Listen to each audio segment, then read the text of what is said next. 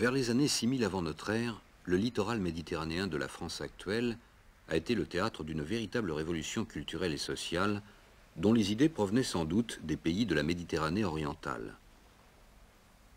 La mer a-t-elle facilité les communications entre des populations géographiquement très éloignées? Il est permis de le penser au regard des nombreuses découvertes archéologiques récentes qui attestent l'existence d'un cabotage et d'une navigation préhistorique déjà très développée.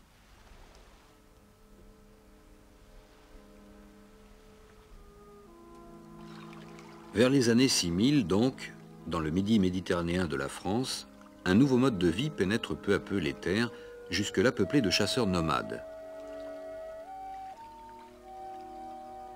Ce nouveau mode de vie, c'est le néolithique. Avec lui, l'agriculture et l'élevage apparaissent. Les premiers villages sédentaires sont édifiés. Ces nouvelles pratiques amèneront la disparition des grandes forêts traditionnelles et des changements irréversibles dans l'évolution des paysages.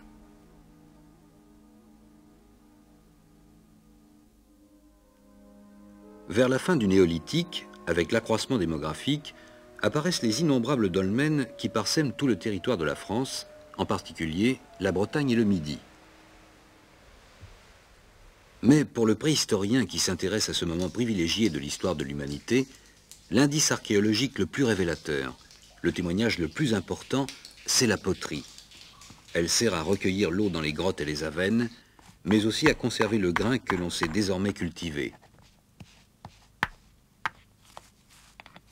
Elle protégera la fine farine blanche moulue avec les outils de pierre. Elle permettra de préparer des nourritures nouvelles. Elle présentera les offrandes rituelles déposées dans les sépultures.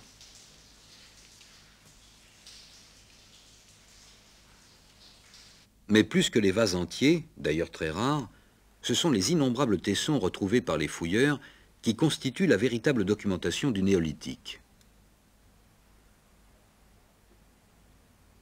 L'étude des surfaces permet de classer les tessons. Décoration à la coquille marine, décoration à la pointe d'os ou de silex, tessons avec anses et stries parallèles, tessons décorés au peigne.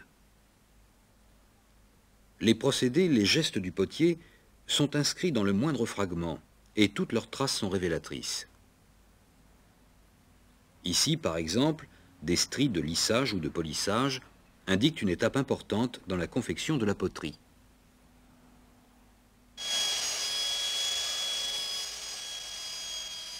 Aujourd'hui, le spécialiste va plus loin encore. Il voudra retrouver les moindres éléments constituant de la céramique. Les dégraissants sont ajoutés à l'argile pour la durcir. Leur identification permettra de classer des fragments qui ne portaient aucun indice de surface. Pour cela, une pastille est creusée dans le tesson, puis observée à la loupe. Une pâte grise ayant un dégraissant à fort calibre est caractéristique des premières poteries du néolithique ancien. Une pâte rouge et des grains de grosseur différentes se voient généralement dans la production de la deuxième phase du néolithique ancien. Une pâte bleue où les grains sont bien classés indique une céramique d'époque chasséenne. Et une autre pâte grise encore montre des groupements de dégraissants fréquents à l'époque ferrière. Chaque poterie est le résultat d'une succession de procédés techniques que l'homme néolithique a découverts et a su exploiter. Et aujourd'hui, pour bien comprendre la poterie, le mieux est aussi de savoir la faire. Nous voyons ici à droite un vase préhistorique, à gauche sa copie effectuée avec les méthodes d'il y a plus de 5000 ans.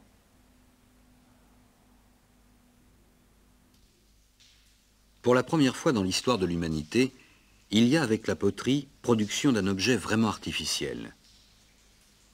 Redécouvrir l'évolution des méthodes, la variation des gestes, est le moyen le plus sûr pour connaître le cheminement de la pensée du potier.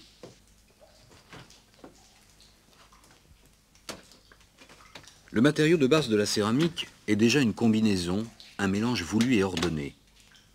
L'argile est abondante dans la nature, on la rencontre dans son état malléable, sur le sol des grottes que parcouraient encore les hommes du néolithique. Le dégraissant joue, lui, un rôle important dans la solidité du récipient.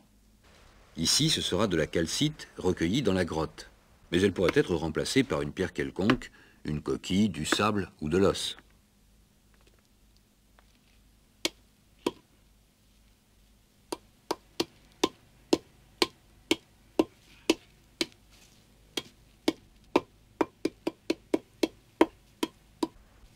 L'artisan préhistorique suivait sans doute, dans la préparation des céramiques, des habitudes transmises oralement, de potier à potier.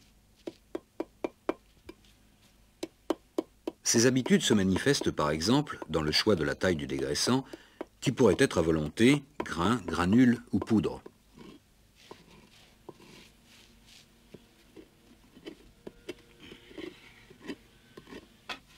Le préhistorien pourra mettre en évidence un changement de ses habitudes, de ses traditions, lorsqu'il retrouvera des variations dans la sélection des grosseurs de grains, des variations dans la proportion des mélanges de l'argile et du dégraissant.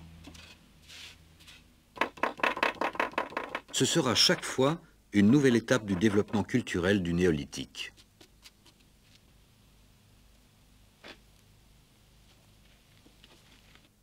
Pour la confection d'une poterie, plusieurs méthodes ont été employées au cours des temps préhistoriques.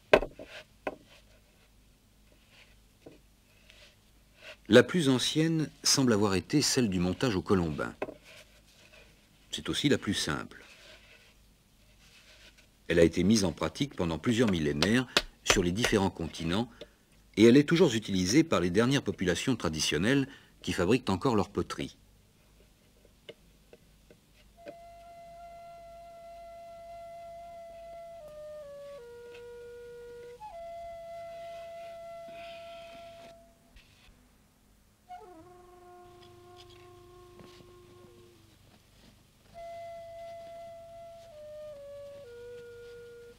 Le préhistorien qui étudie les tessons fossiles provenant de pièces montées au colombin observe souvent que la spirale d'enroulement qui constitue le fond a une épaisseur plus forte que les bords du vase. L'assise doit être solide, les parties supérieures se développeront en s'affinant.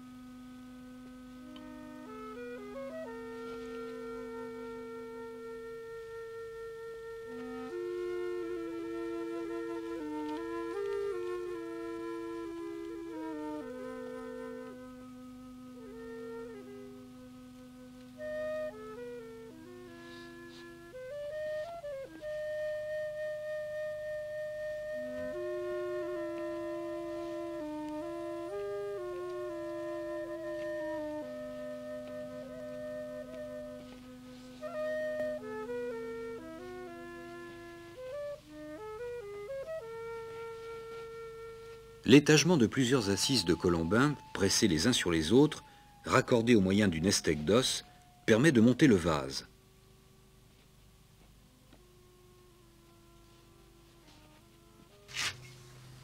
Les fouilleurs retrouveront des tessons brisés selon des lignes de fracture qui suivent l'enroulement des colombins. À travers le temps, et jusque dans ces cassures, la céramique garde la marque des gestes de son potier.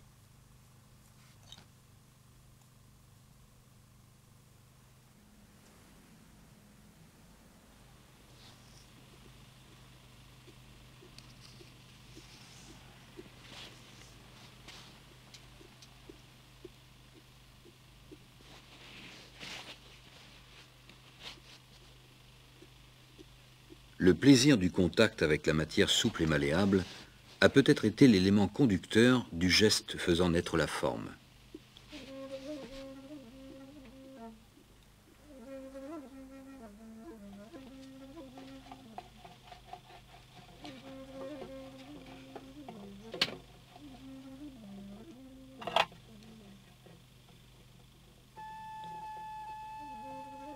Aussi n'est-il pas étonnant de retrouver dans nombre de civilisations traditionnelles le rôle mythologique d'un potier divin façonnant le monde de ses doigts.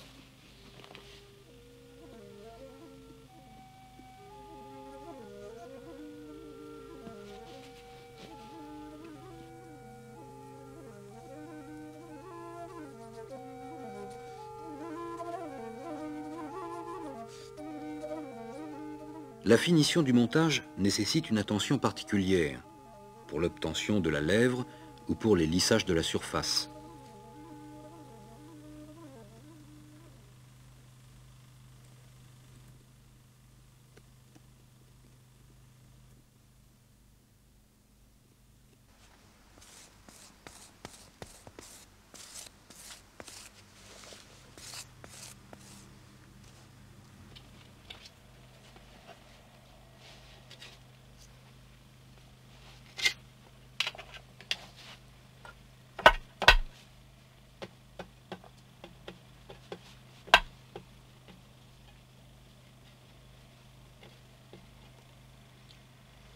La forme des appendices est un sujet d'invention continuelle, comme leur système d'application ou de fixation.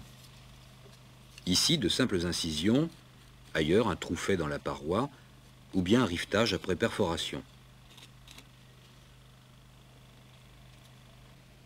Là encore, l'habileté du potier a créé une technique qu'un autre potier reprendra. Le temps en perpétuera la tradition.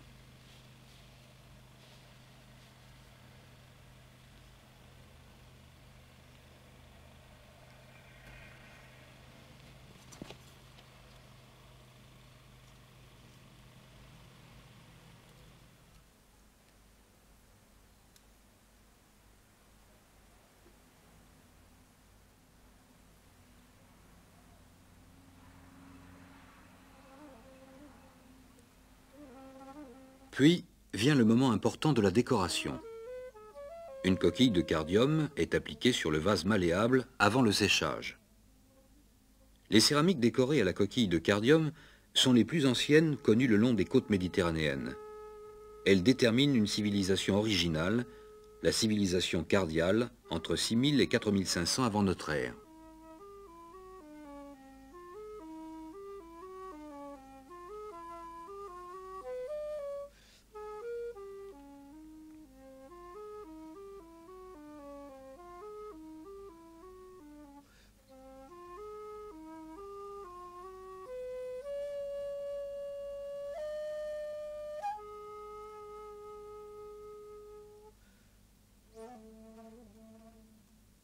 Grâce à un simple coquillage, la surface s'animera d'une infinité de motifs, à la seule inspiration de la main qui le guide.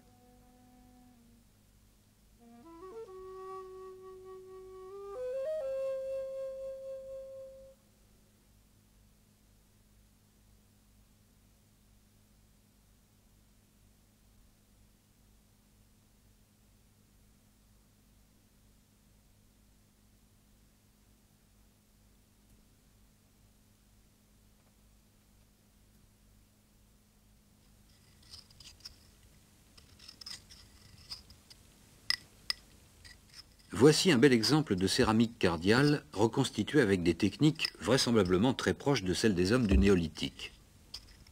Le montage et la décoration ont nécessité environ 4 heures de travail. Après le séchage, le traitement de la surface n'est pas fait uniquement dans un but esthétique. Il faut diminuer la porosité qui existe toujours dans une poterie et qui subsistera même après une bonne cuisson.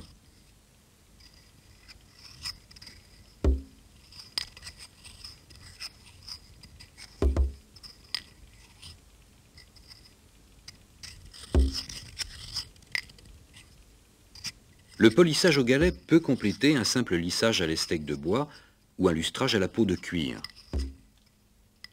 On en retrouve souvent la trace sur les tessons anciens.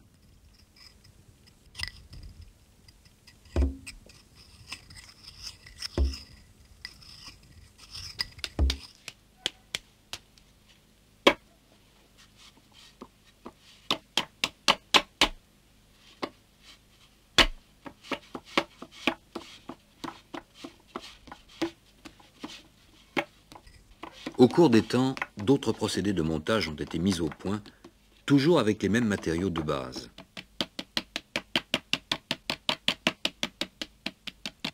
La technique de l'estampage est apparue dès le 4e millénaire avant notre ère. Conduite à partir d'une galette de pâte plaquée dans un moule, elle amène la création de formes nouvelles.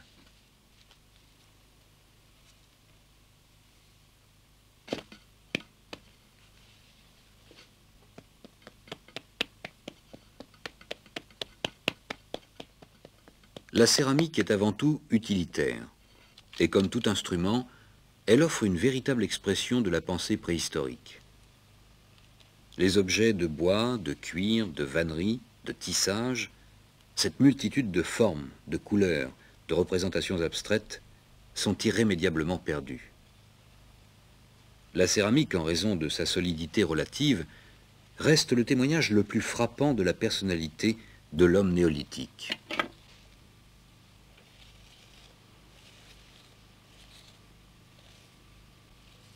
La reconstitution expérimentale ne donne pas les réponses à toutes les questions concernant la céramique préhistorique. Elle permet néanmoins de pénétrer concrètement dans l'univers du potier. Les femmes, comme on l'a souvent prétendu, jouaient-elles un rôle particulier pour créer les céramiques? Les vases servaient-ils de support à des échanges entre les communautés? Avaient-ils un rôle dans l'accomplissement des rites religieux?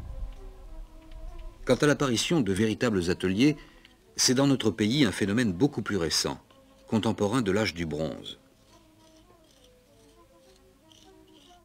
Il semble bien que le potier néolithique réalisait les récipients au fur et à mesure de ses besoins.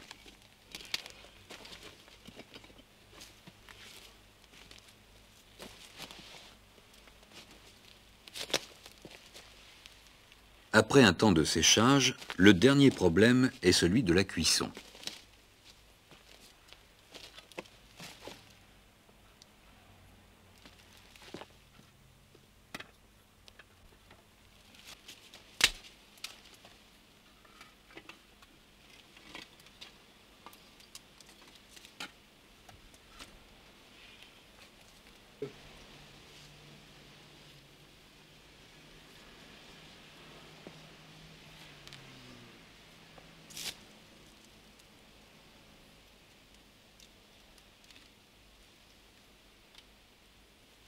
Un foyer très simple peut être reconstitué avec un fagot de branchage recouvrant les pots.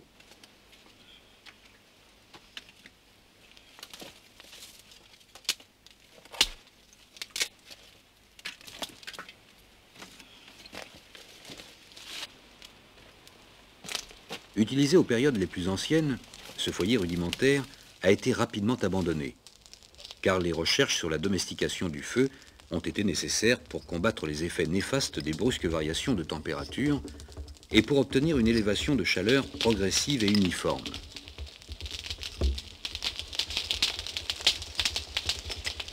La séparation entre la flamme vive et l'objet à cuire, telle qu'elle existe dans le four avec sol et alandier, ne sera pas découverte par l'homme néolithique. C'est un acquis de l'âge du bronze.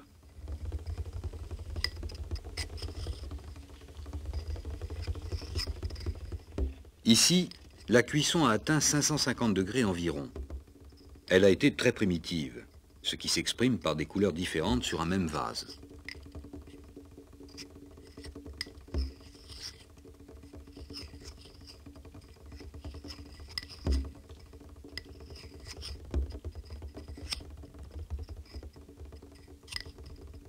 La couleur est un important témoignage des techniques de cuisson.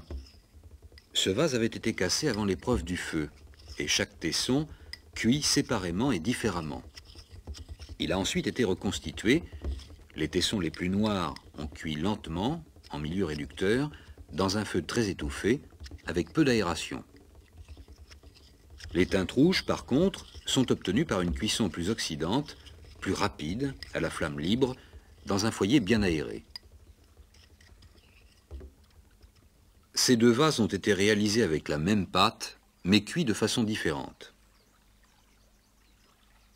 Avec ses couleurs, ses surfaces, ses décors, ses formes, ses matières, la céramique est bien le fossile directeur du néolithique. Elle permet de connaître les phases essentielles de son évolution chronologique, de son emprise démographique. Au cours du néolithique ancien, de 6000 à 4500 avant notre ère, seules les côtes méditerranéennes connaissent la céramique. Elle est déjà parfaite dans ses formes, dans sa cuisson. C'est l'époque des décors impressionnés, à la coquille de cardium notamment. Puis, entre 4500 et 3500, les autres régions de la France découvrent le néolithique avec un décalage chronologique notable sur le midi méditerranéen. Les variations locales dans les formes et les décors sont importantes.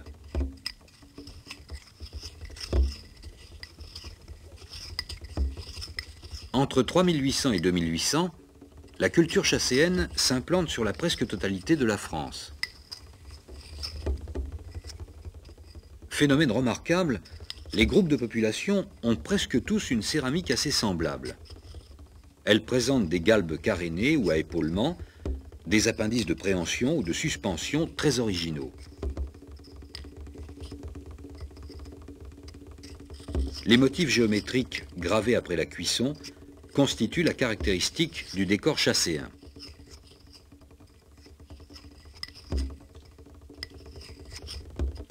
Entre 2800 et 2200, au cours du néolithique final, l'unité chasséenne se disloque, remplacée par l'éclosion d'une multitude de cultures originales montrant une extension démographique de plus en plus importante.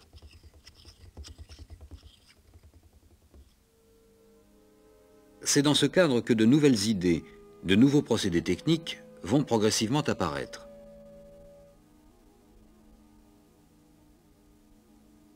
La domestication du feu, nécessitée par l'amélioration des techniques de cuisson de la poterie, conduira à une maîtrise progressive de l'élévation de la température des fours, favorisant la découverte de la métallurgie.